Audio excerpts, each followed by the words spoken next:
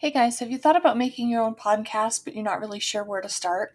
That's how I was at first, and really the only choice that stood out to me was Anchor. And let me tell you why. It was completely free to start, and it has all the tools that allow me to record and edit my podcast right from my phone or computer. And they distribute the podcast for me, so it's heard on Spotify, Apple Podcasts, and many other platforms. There's no minimum listenership, and you can start making money from day one. And really, everything you need to make your podcast is all in one place. I love it, and I know you will too. So download the free Anchor app or go to anchor.fm to get started.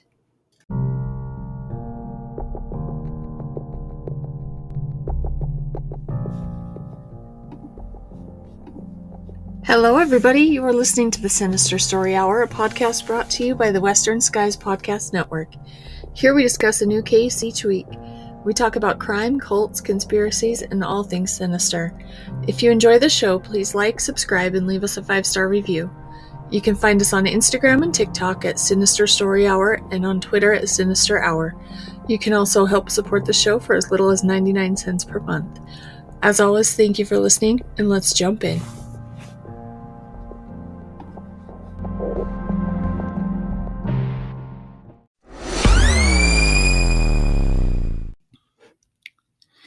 Hi, everybody. Welcome to the Sinister Story Hour with Steph, your host.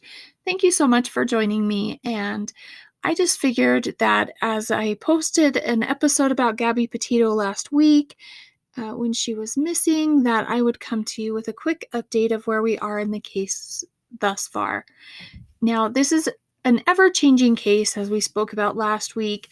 So as of 6 p.m. on September 20th, this is where we are in the case right now. Unfortunately, we do know that yesterday, on the afternoon of Sunday, September 19th, the authorities did announce that a body had been found in the Grand Teton National Park in Wyoming, and that body is believed to be Gabby Petito. Now, authorities had received various tips that the van had been seen, and it had actually even been captured on video by a couple from Florida. So they drive by this van, and they said that they had commented back and forth because it was rare to see a van from Florida with Florida plates in Wyoming. And so they were going to stop and say hi. And the van was actually abandoned. Nobody seemed to be around at the time. And so they figured that the people were out hiking, and that's why it stood out in their memory. At the time, they were driving through the Spread Creek area in Wyoming, and that's an area where there are multiple campgrounds, and it's a very unpredictable terrain. There are a lot of wide open spaces, like fields, sagebrush type of things, but there are also wooded areas where there are a lot of trees and mountains. So it's very unpredictable. It depends on where you're at in certain areas that you go in this area. And there are just hundreds of areas where there are campgrounds. It's a very, very large area. Now, today I did see an update. We had talked last time, and I had read about a text that Gabby's mom had received that seemed very odd, and they weren't quite releasing that to the public at that time. Today that has been released, and that message actually read, quote, "Can you help Stan? I just keep getting his voicemails and issued calls," end quote. Now, Stan is actually Gabby's grandpa, but she never would have called him Stan, and so that stood out to Gabby's mom as being something that was alarming, because why would she call her grandpa Stan when that's not something that she would normally do? That day, her phone was actually powered off, and nothing was posted on social media after that period of time. So those things combined started sending some alarms to Gabby's mom, even more so than what was already happening. Now, we do know that over the weekend, media was reporting that Brian Laundrie had also been missing. Now, here I'm going to get on my soapbox for just one moment, but there is a difference between missing and hiding. Now, Gabby Petito was missing. Brian Laundrie, make no mistake about it, this man is not missing. He is hiding. He is hiding something, and he is not willing to talk to the authorities about what he has done, and he is absolutely hiding from them. So, please, media, stop telling people that he is missing. The man is hiding out and his parents are helping. So there's my opinion, but that's where I'm at. Now, speaking of Brian's parents, his family claims that 23-year-old Brian went on a hike in the Carlton Reserve area, and it's near their home in Florida, last Tuesday, and that he has not returned since then. This Carlton Reserve area is a swampy area. It's around 25,000 acres, so it's huge. I mean, it's a huge area. They're trying to search it. It's extremely swampy, like I said, probably a very hard terrain as well to search. So they had attempted to search it throughout the weekend, and this morning on September 20th a.m., sometime this morning, that had been called off, and they have said that they've exhausted their efforts. There were reports that were coming out this afternoon saying that there were sightings of Brian in Mobile, Alabama area, so we never know. Maybe that's something that we need to follow up on. I know that they're working on that, so he could be anywhere at this point. So, also this morning, on Monday, September 20th, the authorities did enter the home that was shared by Brian, Gabby, and Brian's parents.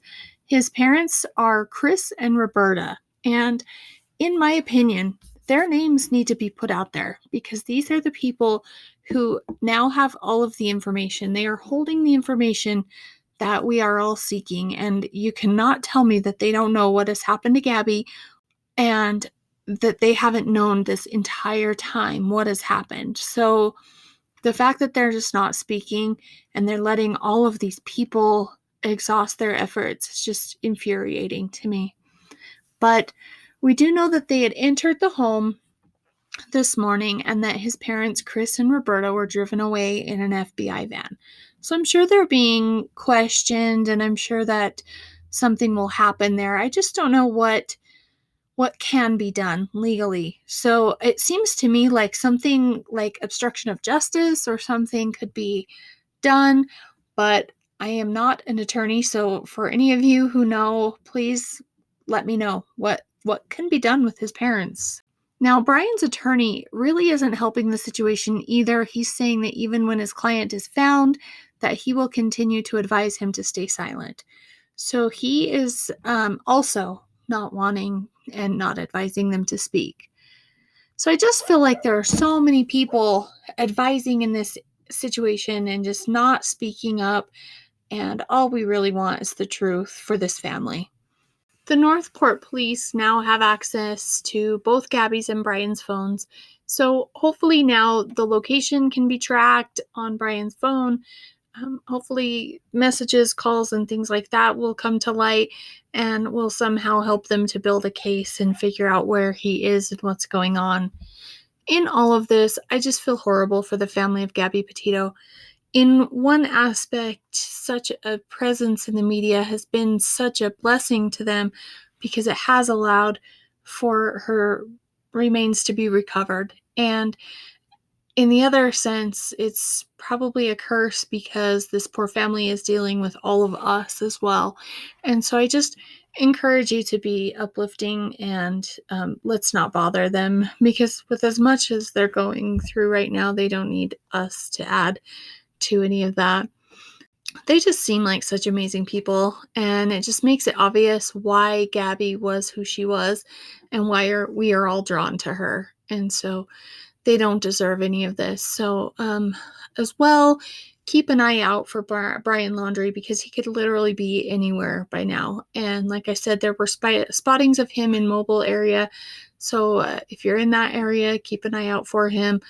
Now, as the world is focused on Gabby, I am just becoming increasingly aware that there are so many missing persons within the U.S., let alone in the world.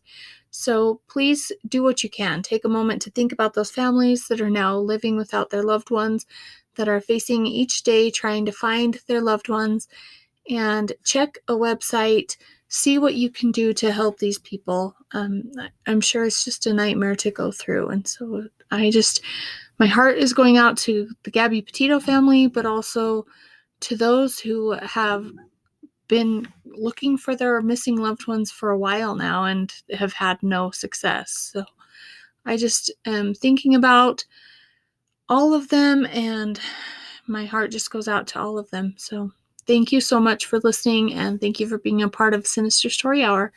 And we will be coming next with a full episode, and so keep your eyes open for that.